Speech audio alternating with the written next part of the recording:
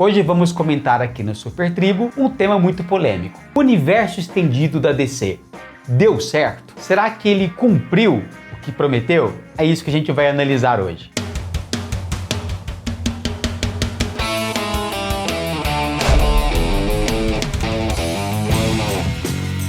Salve, salve tribais de todo o planeta, de todos os universos, tudo bem? Então, como dito na chamada, nós vamos comentar aqui sobre o universo estendido da DC Comics. Será que esse universo funcionou no cinema? No final, a gente vai dar a nossa opinião, mas vamos fazer aí um histórico desse universo no cinema. Na verdade, a DC ela foi até pioneira em relação a filmes de super-heróis, se você fizer uma comparação com aquela que é a sua maior concorrente. Inclusive a gente vai falar sobre ela muito aqui no nosso vídeo, que seria a Marvel. Tudo começou com o Superman de 1978. O Superman, ele trouxe para as telas o que parecia ser na época impossível, a história de um super-herói, mas levada a sério, né? Não seria aquela história de um super-herói com um tom infantilizado, com um tom mais próximo de desenho animado, nada disso. Ela levou a sério um homem que poderia voar, tanto que foi esse o slogan do filme, né? Você acreditaria que o homem pode voar?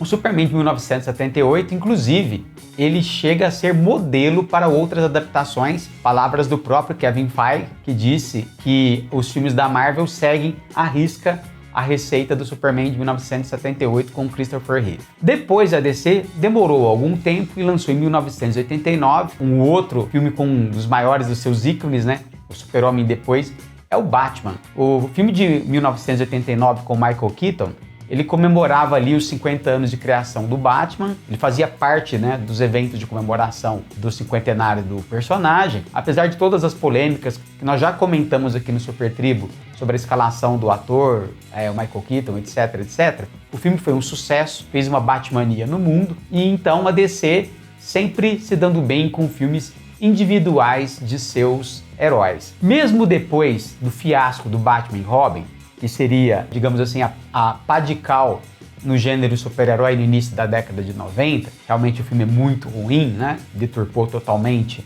o que vinha sendo feito com o personagem. Ali, né, a indústria ficou com aquela ideia ainda de manter como um gênero os filmes de super-herói. Só depois foi trazido de volta depois dos X-Men da Marvel, né, que trouxe de volta todo esse gênero. Mas a DC só foi então trazer de volta seus personagens. Eu não vou comentar aqui o Superman 1, 2, 3, porque isso aí foi uma sequência lá do filme de 78, né? Mas ela só vai trazer de volta o destaque para os seus personagens já no ano de 2005, com Batman Begins.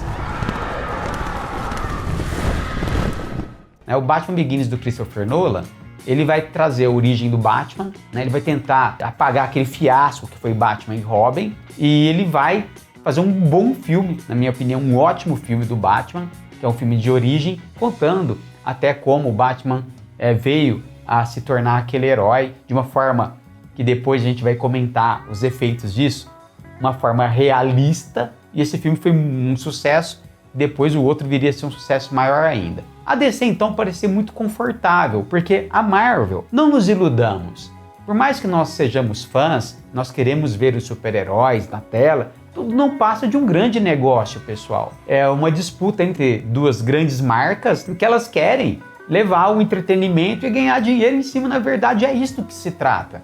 Então é nesse ponto que a gente está fazendo uma comparação. A Marvel, até então, tinha sido um fiasco no cinema. A Marvel nunca tinha feito um filme digno, né, de ser igualado ao Superman de 78. Ela tentou um fiasco com Homem-Aranha, que na verdade era um filme com cenas da série do Homem-Aranha da década de 70. E depois veio um filme do Quarteto Fantástico no começo dos anos 90, risível, um filme assim, produção B mesmo. Mas tudo isso não importa, a Marvel era um nada no cinema. Apesar de tentar se enquadrar aqui nesse começo com o filme do Demolidor, no começo dos anos 2000, de ter feito o filme do Quarteto Fantástico. Nenhum deles, apesar de não serem filmes ruins, assim, são filmes assistíveis, elevou a Marvel a um status de grande potência aí de filmes de super-heróis. A não ser o filme do Homem-Aranha, com Tobey Maguire.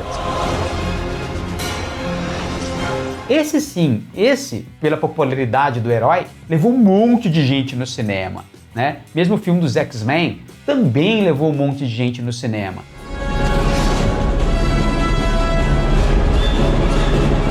Mas então, esses filmes não eram da Marvel.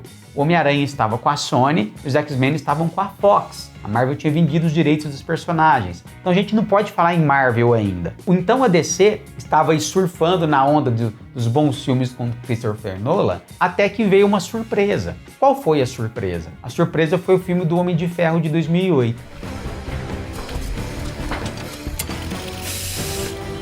Até então, pessoal, o Homem de Ferro era um personagem de escalão B, um personagem que era muito importante nos Vingadores, era conhecido do amante dos quadrinhos, mas nem se compara o Homem de Ferro como personagem em termos de marca mundial com o Batman e Super-Homem. Qualquer pessoa no planeta que nunca tenha lido um gibi, ela conhece os logos do Batman e do Super-Homem. E o Homem de Ferro veio como uma grande surpresa. E o Homem de Ferro veio aí com um fundamento do universo Marvel. Que fundamento é esse?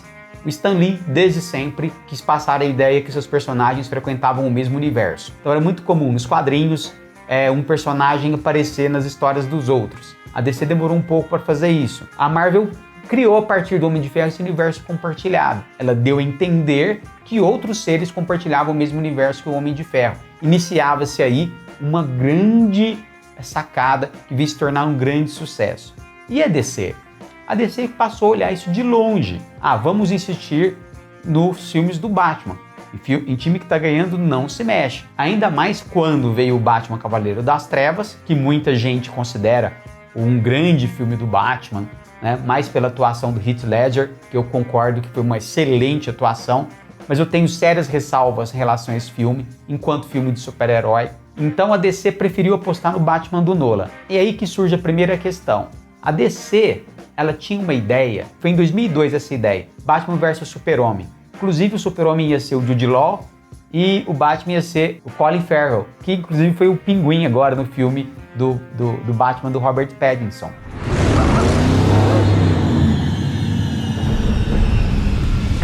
O filme ia chamar Os Melhores do Mundo, o diretor ia ser Wolfgang Petersen, dirigiu Troia. Eles queriam lançar esse filme, depois teve a tentativa de lançamento de um filme da Liga da Justiça, dirigido por George Miller, que teve uma escalação muito interessante de alguns personagens. Esse filme não foi pra frente por conta da greve dos roteiristas, isso lá em 2007. Mas aí surgiu esse problema. Qual o problema? O filme de 2007, que seria da Liga, 2008, tinha que ter outro Batman, porque o Batman do Nolan não convivia com filmes de super-heróis. Então veja só como é que a DC se confundiu no meio do caminho. Ela poderia ter lançado um filme da Liga ainda em 2008. O Christopher Nolan deixou bem claro que o seu Batman não fazia parte do universo de super-heróis. O seu Batman era realista. O seu Batman era individual, era um personagem que vivia próximo ao mundo real. Enquanto a Marvel, a partir dali, deixava bem claro, ia fincar os dois pés num universo mais fantástico, um universo onde os personagens seriam bem mais fantasiosos. O que, pessoal, não deixa de ser uma ironia, porque nos quadrinhos é justamente o contrário. A DC é mais fantasiosa. A DC tem um alienígena, a DC tem uma amazona, um Atlante, um homem que corre a velocidade da luz, uma pessoa que tem um anel vinda do espaço, enquanto que a Marvel sempre teve heróis mais, ainda que fantásticos, obviamente, porque senão não seriam super-heróis, mas heróis mais com o pé no chão, que são seres humanos transformados por radiação, por uma picada de um inseto ou por ingerir um soro. O único personagem mais fantasioso seria o Thor, mas mesmo assim, nos cinemas, esse signo se inverteu. Então a Marvel ficou bem mais fantasiosa. O que deixou a DC um pouco de sobrealerta. Opa, alguma coisa está acontecendo na concorrência. Então, apesar de todo o sucesso do Cavaleiro das Trevas, um dia eu vou gravar um programa sobre isso, eu não considero esse filme o melhor do Batman, mas enfim, isso não cabe agora nesse momento. A Marvel estabeleceu ali o seu universo. O que veio a seguir? O que veio a seguir foi uma escalada da Marvel rumo ao estrelato, tornando os seus personagens conhecidos do grande público, de pessoas que não eram familiarizadas com quadrinhos, com desenhos animados. Então a Marvel se tornou pop, a Marvel se tornou popular, não é? Pessoas que passaram a ser fãs da Marvel, pessoas que de todas as idades passaram a frequentar os cinemas, as crianças, os jovens, a molecada de maneira geral se identificou com aquilo lá, passaram a ser grandes consumidores dos produtos da Marvel, que na verdade é isso que interessa, porque em 2010 a Disney comprou a Marvel. Então, a partir dali, a Disney teria por detrás uma grande indústria de entretenimento. O que a DC sempre teve, que foi a Warner, né? A Warner sempre foi dona da DC. Então, ela sempre bancou esses projetos. Chegamos no tema do nosso vídeo. Por que a DC naufragou nessa questão do seu universo compartilhado? Ao observar o sucesso da Marvel, principalmente após os Vingadores, a DC quis fazer a mesma coisa. Mesmo antes dos filmes dos Vingadores, ela tentou com o Lanterna Verde. O que seria o Homem de Ferro para a Marvel seria o Lanterna Verde para a DC. Vamos começar aí, quem sabe, um novo universo. Acontece que, apesar de o ator ser perfeito para o papel, apesar de os atores serem muito bons, apesar de esteticamente o filme não ser ruim, o roteiro do Lanterna Verde deixou a desejar e, infelizmente, flopou nos cinemas. O Lanterna Verde é um filme irregular, é um filme esquecível. O Lanterna Verde, apesar de ter um grande personagem, um grande elenco, não soube, não sei se por desatenção da DC, eu não sei se por falta de um cuidado, por falta de um Kevin Feige, que seria aquele que detém com mão de ferro os rumos do estúdio. Apesar de ter o Geoff Johns, que é um roteirista dos quadrinhos, como um consultor da DC, não foi pra frente. Então a Marvel começou aí a ter um céu de brigadeiro, ela começou a galopar em voos mais altos. Os Vingadores, o filme de 2012, foi um sucesso com a Disney por detrás. Esse filme ganhou uma grande divulgação, bonecos, cadernos, estojos, personagens de action figures, tudo isso bancado pela Disney. Então a Marvel se tornou uma verdadeira potência do cinema. O que a DC fez? Vamos fazer igual. É uma indústria, pessoal. Eles querem ganhar dinheiro, eles têm marcas. Esses super-heróis são marcas, eles valem dinheiro. É isso do que se trata. Então a gente tem que esquecer um pouco esse lado de fã e entender que a DC tentou sim chegar perto da Marvel. Poxa, você tem seu concorrente ganhando um monte de dinheiro, fazendo um monte de fãs. Você vai fazer o quê? Ficar quieto? Então a DC tentou criar o seu universo a partir do Homem de Aço. Aí que entra uma grande questão. Lembra do Batman do Nolan? Ali não foi fincado nenhum pé no universo compartilhado. Então a DC já perdeu aí de cara um grande personagem para poder, ou no mínimo, falar, não, esse Batman sim, convive no mesmo universo. Ela poderia ter aproveitado o Batman do Nolan se tivesse conversado com o diretor. Não, deu liberdade criativa, então o Batman do Nolan esquece. Vamos começar então com o Super-Homem. Acontece que aí, ao meu ver, deram nas mãos do cineasta errado. Pessoal, espero que vocês entendam o que eu tô querendo dizer. Enquanto projeto de universo compartilhado, o Zack Snyder me parece uma pessoa muito legal, um cara de gente boa, sabe muito bem escolher elenco, mas ele fez uma leitura equivocada do universo da DC. Já no primeiro Homem de Aço, o que aconteceu? Vimos um super-homem totalmente diferente dos quadrinhos. Vimos um super-homem amargurado, cheio de dúvidas. Pessoal, para vocês terem uma ideia, no primeiro filme do Super-Homem, o Homem de Aço, já soube aí essa ideia do universo compartilhado, Super-Homem, né, do Henry Cavill, ele mata, o Zack Snyder, ele mata o Zod. Ou seja, ele causa aquela destruição. Tá, é uma visão do diretor, mas enquanto um projeto para estender um universo, começou mal. O Zack Snyder tinha se destacado em Watchmen, mas que é uma outra visão. Talvez ele sirva para esses filmes mais apocalípticos, esses filmes mais ligados a futuros distópicos. Aí sim, ele transformou a DC num universo de dúvidas, num universo de ironias, num universo mais, digamos assim, ácido. Para mim, o que ele fez no filme Batman vs Superman, o Batman vs Super-Homem, foi uma coisa medonha. É um filme escuro, é um filme confuso, é um filme que você não consegue determinar a linha da história. Ele pegou um Batman do Cavaleiro das Trevas de Frank Miller, aquela história icônica, ao invés de colocar um Batman, né, que ele pudesse ser apresentado para a plateia, podia ser mais experiente, mas não um Batman amargurado que perdeu um Robin. Quer dizer, toda uma linha pesada de história para apresentar o primeiro encontro desses personagens no cinema. Olha o tanto que ele errou a mão. Você vai apresentar esses dois personagens pensando sempre na questão do universo compartilhado com a Marvel. Ele errou a mão. O decenalta mais árduo vai me dizer assim, não, é porque esse filme mostra a visão, a DC, ela tem que ser diferente mesmo da Marvel, não pode copiar a fórmula. Meu amigo, não deu certo. Por mais que você queira defender o filme, eu entendo o ponto de vista, entendo a sua lógica, não descarto. Enquanto universo compartilhado, deu errado. O filme não foi bem nas bilheterias. Teve muito, mas não foi o esperado.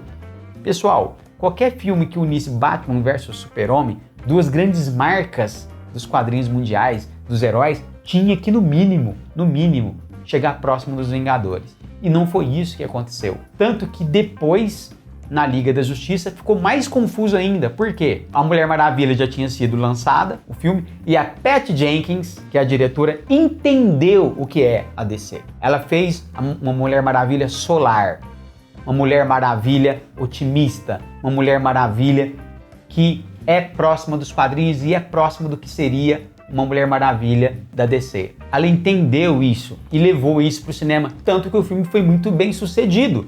Nós podemos considerar alguma coisa ou outra do filme enquanto produção individual, mas a gente não pode negar que foi muito bem sucedido. Aí que entra uma esquizofrenia, não é? Como você vai juntar esses heróis, sendo que no final de Batman vs Super-Homem, o Super-Homem morre? Aí se você vai ter que começar um filme da Liga da Justiça sem o Super-Homem e com uma Mulher Maravilha que tinha sido mais contida no filme do Batman vs Super-Homem e mais solar no filme dela, um Batman que teria que mudar a sua postura, menos raivoso, que vira amigo do Super-Homem nos minutos finais do filme, tudo muito esquizofrênico. Tanto que deu errado, porque a Marvel até então estava o quê? Nadando de braçada em dinheiro, em bilheteria, nadando em sucesso de crítica. Ainda que a gente pode considerar alguns filmes da Marvel medianos ou não, não importa. Só sei que a Marvel estava nadando em dinheiro, estava popularizando cada vez mais seus personagens. Os executivos só tomaram essa decisão no filme da Liga porque eles viram que aquilo lá não tinha condição de se equiparar à Marvel. Quem que eles chamaram? Joss Whedon, que tinha sido o primeiro diretor dos Vingadores, de 2012. Apesar de Joss Whedon ter sido uma pessoa intragável no set, uma pessoa difícil, com manias de perseguição, os próprios atores confirmaram isso, ele tentou levar uma DC mais leve. Tanto que o filme do Aquaman posterior, o diretor também entendeu o que é a DC. Então se você pega o filme da Mulher Maravilha, o filme do Aquaman, eles entenderam o que é a DC. Não é à toa que os números desses filmes na bilheteria são melhores do que o Batman vs Super-Homem e a Liga da Justiça e até o Homem de Aço, que não foi ruim, mas também não foi sucesso de crítica. Então vejam só como a DC não soube levar os seus personagens para o cinema. Nós vamos nem comentar aqui Vingadores Ultimato, Vingadores Guerra Infinita. Ah, mas você está comparando a Marvel com a DC. Volto a dizer, pessoal, enquanto universo compartilhado, nós temos sim que comparar. Teria que levar da mesma maneira? Lógico que não, poderia levar de uma outra. Só que a maneira como foi levado os personagens da DC não foi satisfatória. Tanto que os fãs quiseram um prêmio de consolação, que foi a versão do Zack Snyder que estreou na HBO. É uma versão boa? Na minha opinião, né, esse canal é um canal opinativo, é uma versão somente mais estendida que resolve algumas pontas soltas de uma história que já é ruim. O Zack Snyder tem a mania de quebrar o cânone. Ele matou o Jimmy Olsen.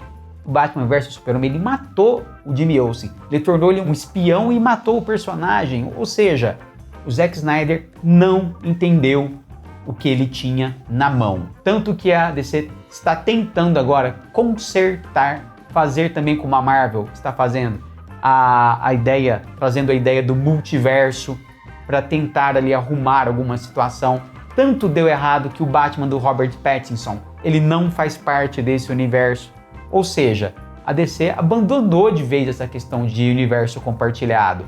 Aí eu te pergunto, abandonou por quê? Porque não deu certo. Convenhamos, se vai se fazer um reboot, é porque deu errado. Se vai iniciar o universo, é porque deu errado, vamos assumir. Eu gosto tanto da Marvel quanto da DC, mas infelizmente a DC Comics, a Warner Brothers, entregaram para a pessoa errada, chamada Zack Snyder, a condução do seu universo compartilhado, que não deu certo. Tanto que nós não temos um universo compartilhado, nós não vimos um filme digno da Liga da Justiça, nós não vimos um filme digno ainda dos personagens, a não ser aqueles filmes individuais da Mulher Maravilha e do Aquaman. Isso tudo por causa de uma série de erros, que na minha opinião começou lá atrás, quando a DC não disse para o Nolan: sim, o Batman vive num universo compartilhado. Respeitou a opinião do diretor, deu no que deu. Tentou começar novamente o seu universo, também deu errado. Não deu bola para o Lanterna Verde. Ou seja, a DC está colhendo o que plantou. Infelizmente, a não ser que aconteça um reboot gigantesco, nós não teremos um universo compartilhado de sucesso na DC como a Marvel realizou. Só que esse universo da Marvel será tema de um outro programa que nós iremos falar se a Marvel irá se reinventar ou não. Então, você que tribal, que é DC-nauta, você que gosta da Marvel, entenda que esse é um canal opinativo, é a humilde opinião de um pequeno canal que vê as coisas de uma outra maneira, e espero que você entenda, não temos a ideia e não temos a intenção de mudar a opinião de ninguém. E respeitamos a todos. É isso aí, tribal. Espero que você tenha gostado do vídeo. Se você gostou, dê um like, se inscreva no canal, faça um comentário, nos acompanhe pelas redes sociais e espero que você continue nos acompanhando para os próximos vídeos, onde nós falaremos muito de cultura pop. E não se esqueça, somos todos da mesma tribo.